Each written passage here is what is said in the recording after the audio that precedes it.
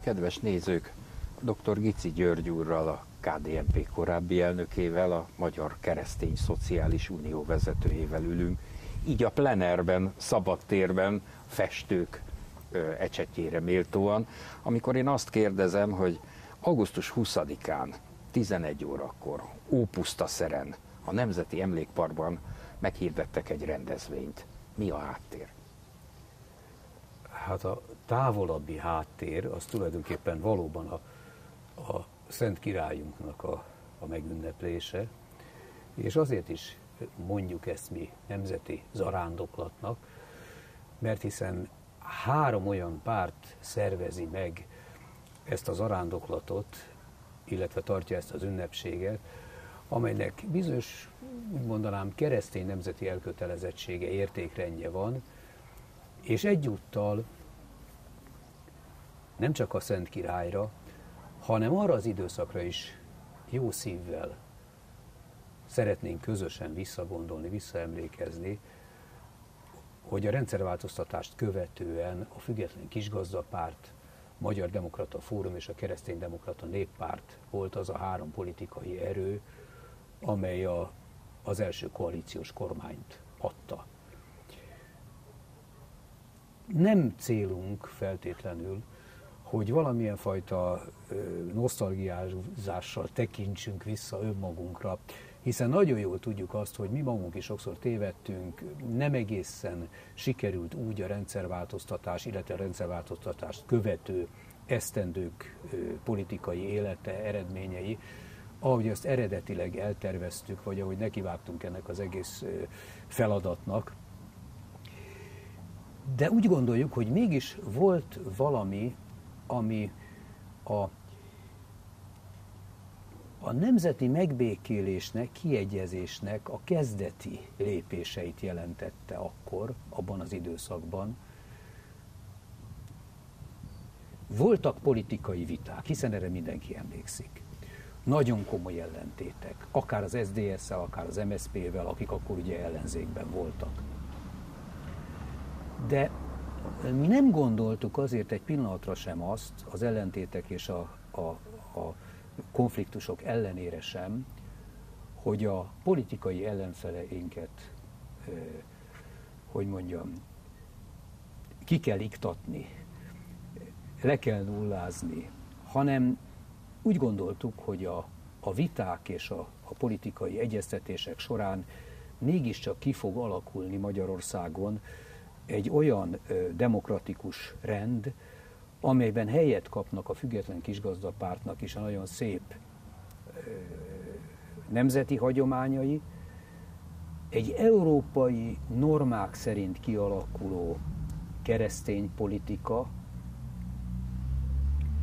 és hát a Magyar Demokrata Fórum pedig, mint tudjuk, gyűjtőpártként, és mint az első választások győztes vezető erejeként egyesítette magában azokat a politikai elképzeléseket, amelyeket részint a Kisgazdapárt jelenített meg önállóan, részint pedig a Kereszténydemokrata Néppárt, hiszen Antall József annak idején nagyon sokszor a nyugat-európai tanácskozásai, megbeszélései során a Magyar Demokrata Fórumot kereszténydemokrata pártként emlegette, pontosan azért, hogy ugye a konzervatív néppártoknak a családjához igazítsa a fórumnak a világát, ugyanakkor megvoltak a népi urbánus vitának az egyik oldalát, a népi mozgalmat és elképzeléseket megjelenítő magyar hagyományokba gyökerező politikai elképzelései is. Az egész, ennek a nemzeti zarándoklatnak az alapötletét Tordján József pártelnök úr szolgáltatta, akinek egyrészt az volt az elképzelése, de ezt majd nyilván elmondja ő maga is, hogy a Független Kisgazdapártot újra kellene indítani, azokkal az alapértékekkel és elképzelésekkel, amely a Független Kisgazdapárt történelmi hagyományaiban gyökereznek, ugyanakkor pedig egy modern Magyarország számára is, éppen mert a Vidék-Magyarország sokszor elhanyagoltnak tekinthető, tehát egy modern Magyarország számára is tud szempontokat, alapértékeket adni. Másfelől pedig, amit már előbb említettem, ő szervezte meg, illetve az ő alapötlete indította el azt, hogy ebből az ünnepi alkalomból augusztus 20-án találkozzon ez a 3 volt koalíciós párt, de természetesen erre a nemzeti zarándoklatra, hiszen nemzeti zarándoklatnak hívjuk, szeretettel várunk minden érdeklődőt, mindenkit, aki nyitott a keresztény nemzeti értékek iránt, a valódi és igazi keresztény nemzeti értékek iránt, mert sokszor sajnos manapság a politikai életben ezek a szavak, vagy ezek a fogalmak is kicsit elhasználtnak, vagy olykor csak formálisnak tekinthetők. Kiket hívtak meg? Gondolok itt konkrétan a politikai élet szereplőire, vagy szavazó tömegre, akik valamilyen politika elmélet körül alkalmasint csoportosíthatók. Azért is mondom ezt, mert önt mostanában sokkal többet látjuk politológiai elemzőként inkább, vagy közíróként, ha úgy tetszik, mint pártemberként. Csak azt tudom megismételni, hogy mindenkit szeretettel látunk természetesen, és itt az MDF-JESZ elnöke, valamint hát magától értetődően Tordján József pártelnöke, és jó magam fogunk szerepelni, elmondani azokat az alapgondolatokat, amelyeket visszaemlékezésképpen egy ilyen ünnepi alkalomból el kell, hogy hangozzanak a Nemzeti Emlékparkban, hogy egyéb politikai erőket, vagy politikai pártok vezetőit meghívta-e a Tordján pártelnök úr, ezt én nem tudom. Mondom, azért ennek a rendezvénynek végső soron ő a házigazdája. Ő a kitalálója, ő az útraindítója, és ő a házigazdája. Tehát valójában neki van lehetősége arra, hogy ha konkrét politikai személyekre is gondol, vagy akár a jelenlegi parlamenti pártok közül valamelyikre, vagy akár mindegyikre, ez az ő döntése alapján történhet csak meg. A nemzeti zarándoklat elnevezés körül volt-e vita a résztvevők között? Nem volt vita. Egyrészt azért nem, mert nemzeti ünnepeinken, ahol összekapcsolódnak lényegében véve ugye a nemzeti értékek, az egyházi vonatkozású értékekkel, illetve hagyományokkal is, akkor ott magától értetődő, hiszen az egyház nagyon sokszor ünnepi alkalmakkor rendez zarándoklatokat, és úgy éreztük, és ennek én különösképpen örültem, hogy azok a keresztény értékek is itt megfogalmazódnak, és azzal a reménnyel vagyok, hogy ennek egy tiszta, mély, értelmes fölmutatása, okos megfogalmazására óriási szüksége lehet az ott megjelenteknek, és az egész ország népének is, mert, és itt hadd tegyem hozzá, ha már ilyen keresztény értékekről beszélünk, hogy azt nem tartom jónak,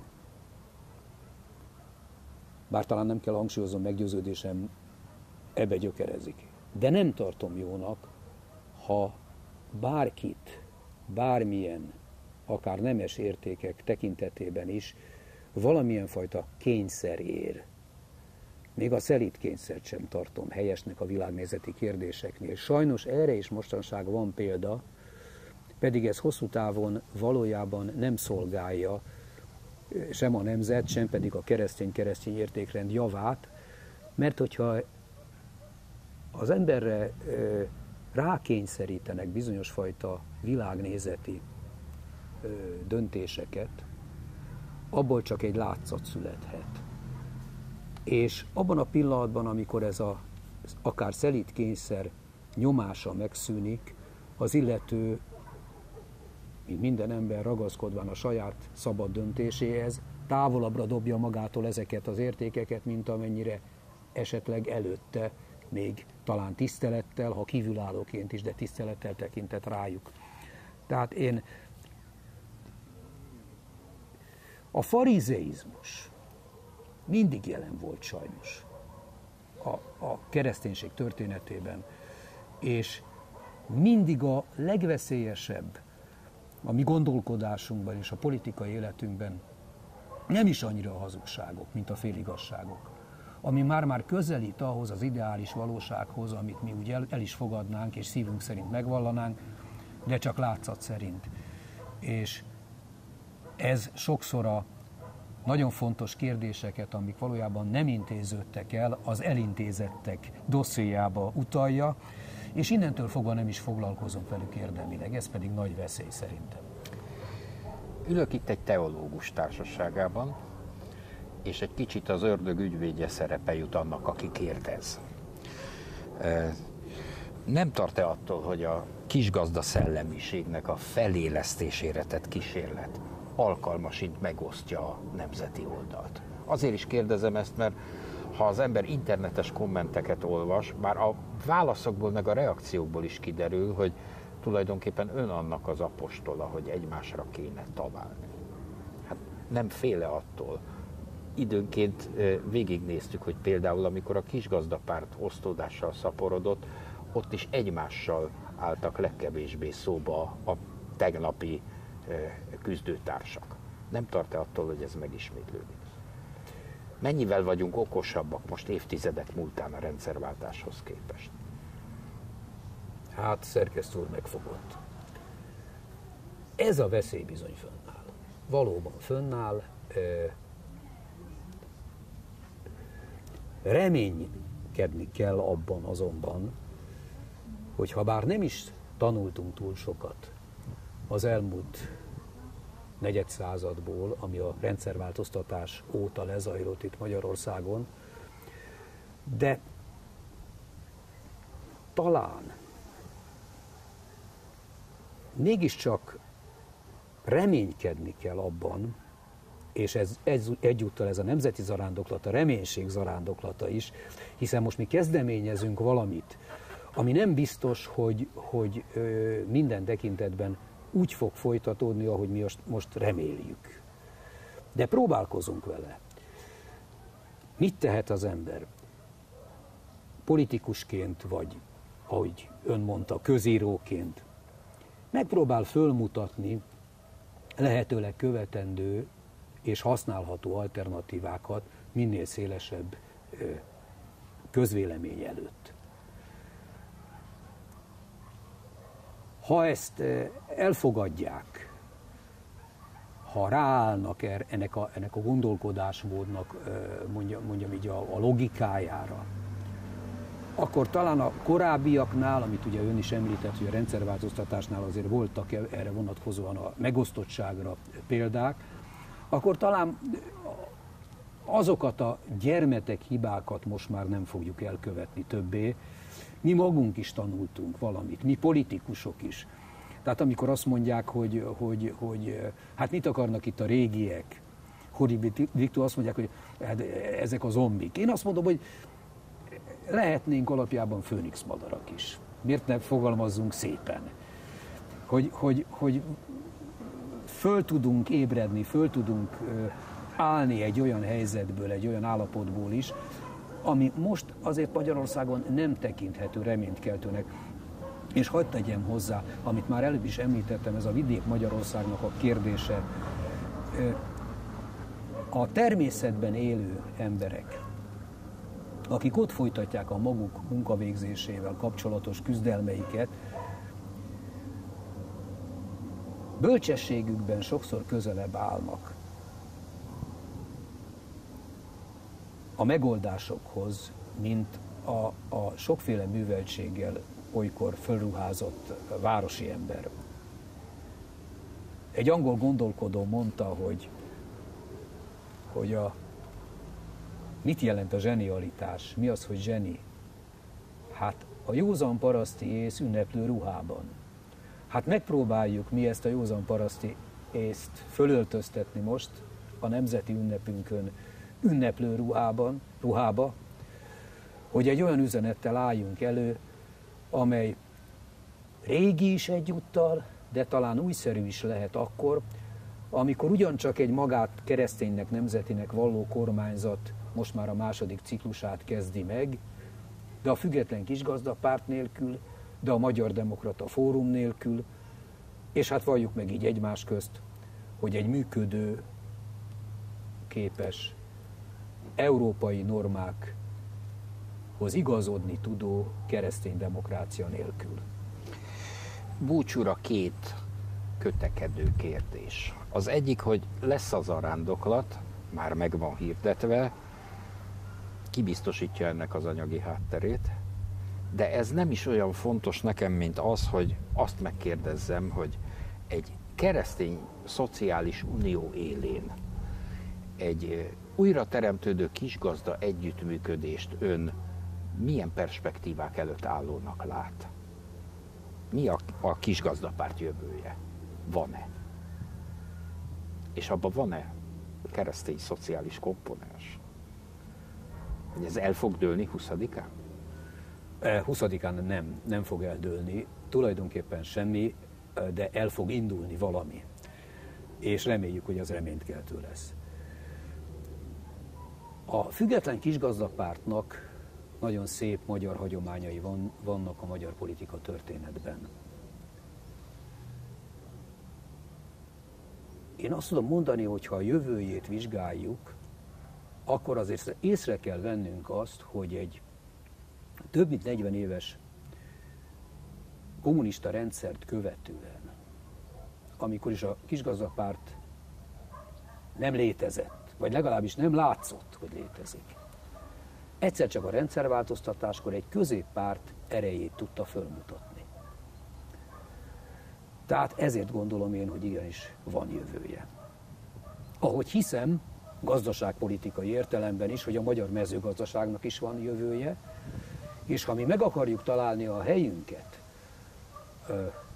az Európai Unióban, akkor nekünk azokra a mezőgazdasági jellegű hungarikumokra kell fölépítenünk a magunk nemzeti arculatát, és megtalálni ott a helyünket ezeknek a népeknek, vagy nemzeteknek a közösségében, amelynek megvannak ezek a történelmi gyökerei, hagyományos gazdálkodás során kialakított termékekről van ugyanis szó.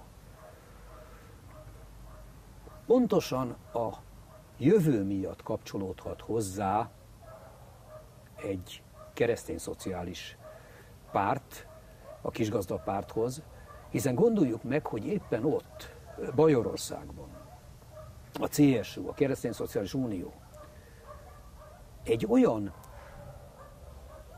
tartományban folyamatosan tud politikai erőt fölmutatni, amely tartományban igen jelentős a mezőgazdaság, és ugyanakkor pedig egy olyan modern szemléletű kereszténységet, keresztény szemléletet valósít meg, amely sokszor a nálánál nagyobb CDU esetén, amelyet sokszor a gyors politikai változások olykor mégiscsak a korábbi eredményeihez képest csökken a támogatottsága. Akkor a CSU mindig, ha mellé áll, ha mellé tud állni, már pedig általában szövetségben szoktak kormányozni, akkor kiegyensúlyozott. És mindig van egy normális koalícióban, és bocsánat, hogy most itt egy kicsit célzok a jelenlegi magyar kormányzati koalíció problémájára. Tudom, hogy nem alkalom egy nemzeti ünnep, hogy most én itt nagy kritikákat mondjak, de egy normálisan működő koalícióban igenis a koalíciós partnernek is erősnek kell lenni, és amikor adott esetben, ha már a német példát említettük, a CDU erősen a piaci verseny feltételeiknek akar megfelelni, akkor mindig a CSU-ban van annyi erő, mint koalíciós partnerben, hogy a szociális igazságosság szükségességét is ezzel társítva jelenítse meg. És ez nem lerontja a CDU-nak a hitelességét, hanem ennek a két pártnak a koalícióban létrejött szövetségét elég stabilnak mutatja a német választópolgárok előtt. Hát ebben gondolkodom én is, és abban, és ez sem egy utolsó szempont, és talán sem Tordján József pártelnök úr, sem pedig a Magyar Demokrata Fórum, illetve JESZ elnöke sem fog megróni azért, ha azt mondom, hogy nem szabad ellenségeinknek tekinteni azokat sem, és nem szabad kiátkozni a nemzetből, és egy nemzeti ünnepe meg különösképpen nem szabad, akik esetleg a liberális elképzeléseket akarják megjeleníteni a magyar politikai életben, vagy kifejezetten a baloldali értékrendet. Hadd hangsúlyozzam azt, hogyha már itt a történelemről és a történelmi visszatekintésről is szó esett a pártok vonatkozásában, hogy az 1910-es évek, illetve a 20-as évek elején működő keresztény szociális mozgalom Magyarországon, amelynek legkiválóbb személyisége Kiszvány Sándor győri prelátus volt, és amely pártot nem csak keresztény szociálisnak, hanem keresztény szocialistának is hívták annak idején, az nagyon sokszor össze tudott fogni a szociáldemokratákkal, olyan alapvető emberi jogok és demokratikus elvek alapján, amelyek ma Magyarországon sajnálatos módon elképzelhetetlenek volnának. Ha az arándoklatról beszélünk, akkor igenis azon az arándoklaton minden magyar embert szeretettel látunk, és ennek az egész gondolatnak valóban a nemzeti megbékélés jegyében kell megszületnie, amely, még egyszer hangsúlyozom, nem csak a keresztényt, nem csak a jobboldalit, nem csak a kisgazdát tartja magyar állampolgárnak, hanem mindannyiunkat, mert ha idáig nem jutunk el, akkor sajnálatos módon egy belső trianont hozunk létre. Megosztjuk úgy a nemzetet, ahogy talán a trianon alkalmával történt meg utoljára velünk, elég fájdalmasan. Köszönöm szépen, meglepődéssel hallottam, hogy ön nemzetközi példákat hoz föl arra, hogy amennyire a CSU, a CDU-t mondjuk egy olyan koalíció esetén, amiben az SPD is benne van, képes kiegyensúlyozni, talán ha túléljük az ukrán válságot, akkor Magyarországon is lehet példa arra, hogy nem rekeztünk ki senkit, azt mondjuk, hogy mindannyiunkra egyformán süt a nap, és van annyi hely, hogy süssön is, és akkor ehhez talán van egy értékrend is, amit ezek a rendszerváltó pártok egyszer már meghirdettek, és ami, ugye az ön szavával éljek, talán mégse akkora anakronizmusban. Nagyon köszönöm, hogy szóba állt velünk. Én köszönöm, szerkesztő.